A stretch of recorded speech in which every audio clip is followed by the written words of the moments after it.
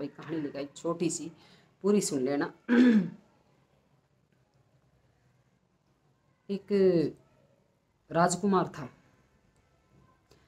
एक राजकुमार था। तो भाई राजा जो राजा थे उनकी मृत्यु होने वाली थी। तो मृत्यु के टाइम जो है भाई राजा ने अपने बेटे को, राजकुमार को ये बताया कि बेटा आपकी मृत्यु जो है भाई सांप के काटने से होगी, तो आपको जो है सांप से बच के रहना है।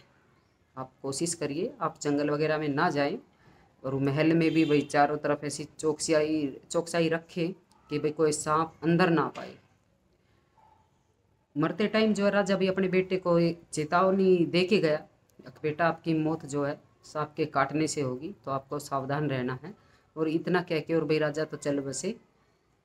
तो भाई जो राजकुमार था उसका ये हो गया कि भाई मेरे को तो अब देखो, जब पता लग जाता है ना कि मेरी मौत ऐसे होगी, तो कोई भी हो वो डरता है, अभी पता नहीं कब क्या हो जाए। वैसे तो देखो मौत का तो कोई टाइम नहीं, किसकी कब आ जाए कुछ पता नहीं। लेकिन जब पता लग जाए कि भाई ऐसे होगी, तो देखो आदमी की जो है धड़कनें बढ़ी रहती है, और एक डर उसको जो है हमेशा हमेशा ये डर बना रहता है, पता नहीं कब क्या हो जाए, पता नहीं कब क्या हो जाए।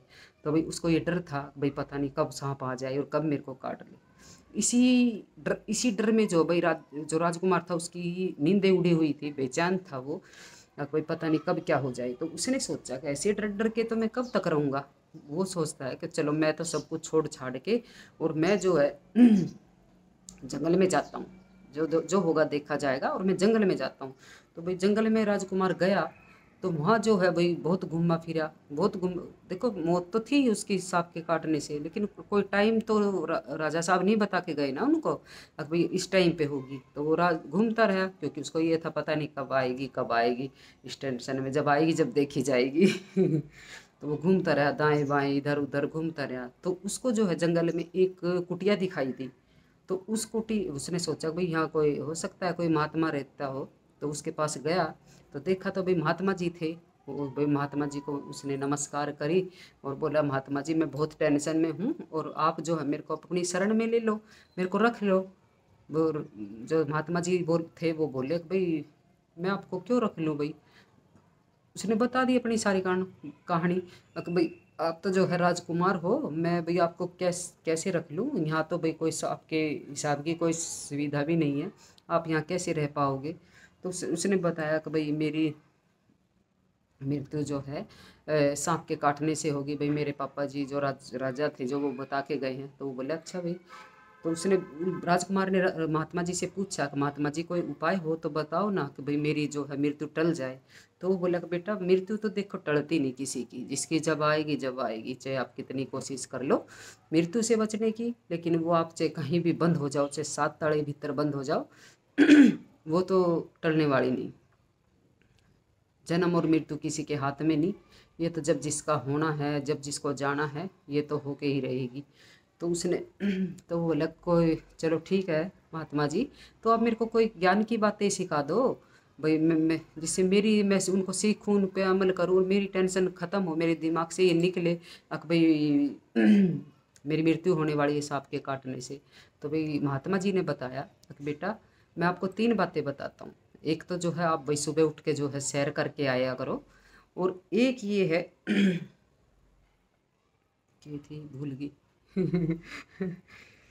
एक तो आप सैर करके आया करो, और एक जो है आप अतिथि सत्कार किया करो, और एक जो पहला गुस्सा आए, किसी कुछ बात हो जाए तो जो पहला गुस्सा आए उसको पी जाओ, मतलब उसको इग्नोर करो। तो भाई वहाँ तक वो जो है वे 3 बातें सीख के और अपने राजमहल में वापस आ गया। आया तो भाई प्रजा में खुशी की लहर आई है कि भाई हमारा राजकुमार वापस आ गया, भाई अब राज्य में अच्छे अच्छे काम होंगे सारे, क्योंकि राजकुमार के बगैर तो सारे काम ठप पड़े थे। तो वो वहाँ गया तो उसने भाई अपने महल में जो जितने भी संतरी वंतरी थे भाई सबसे वो मिला सबसे अच्छे से।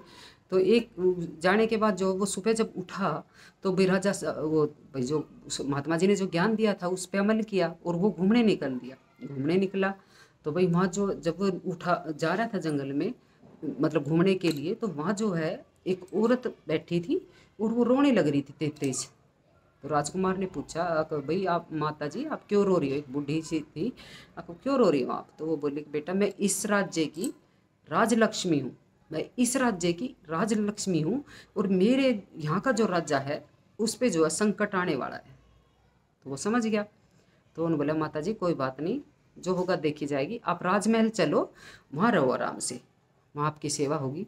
और भाई उसको वो बोली ठीक है बेटा आप जाओ मैं आती हूँ। तो भाई जब राज्य की राजलक्ष्मी महल में आ गई तो भाई और भी अच्छे अच्छे सारे काम होने लगे। तो एक बार जो है उसने मतलब काम होने लगे, फिर उसने जो है राजा ने राजकुमार ने सबको भाई एक बात बताई, यहाँ राजमहल में जो भी अतिथि आएगा उसका जो है भाई अच्छे से सत्कार करो, उसको किसी चीज़ की कमी ना हो, भाई वो जितना दिन रहे रहे, उसको जाते टाइम भाई गिफ्ट भी दो, मतलब उसकी खूब सब तरह की सेवा करो, उसको किसी चीज़ की कमी ना हो। एक तो भाई अतिथि सत्कार कर दिया उसने, सुबह घूम के भी आया। और एक ये भाई पहला गुस्सा पी जाओ। तो राजकुमार तो चले गया था जंगल में।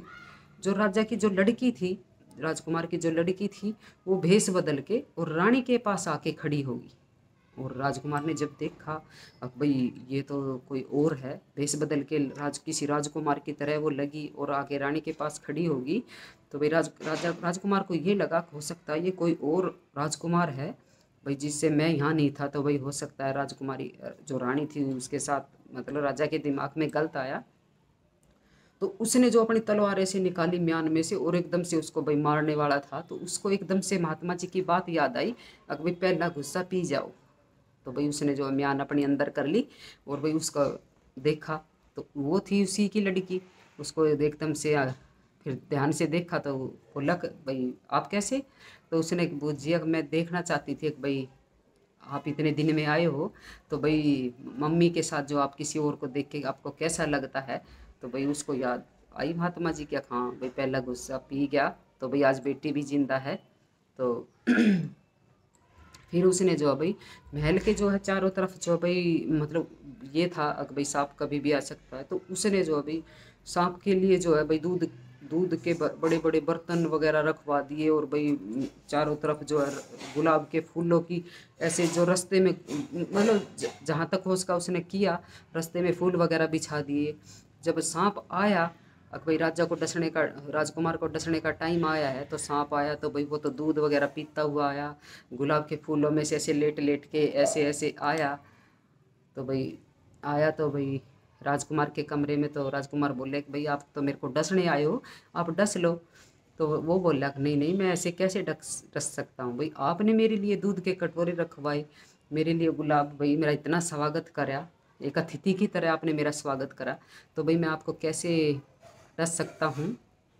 मैं नहीं डस सकता आपको, क्योंकि भाई एक एक बस देखो सब समझते हैं प्रेम की भाषा या अतिथि सत्कार, भाई देखो किसी को भी आप जानवर पशु पक्षी अगर आप किसी को प्यार से बुलाओगे तो वो भी दौड़ा चले आएगा।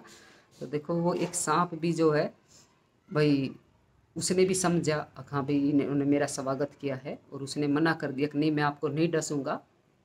तो भाई इस तरह जो है राजकुमार ने जो है भाई अतिथि सत्कार करके अपनी जान बचाई, सांप ने उसको बख्श दिया।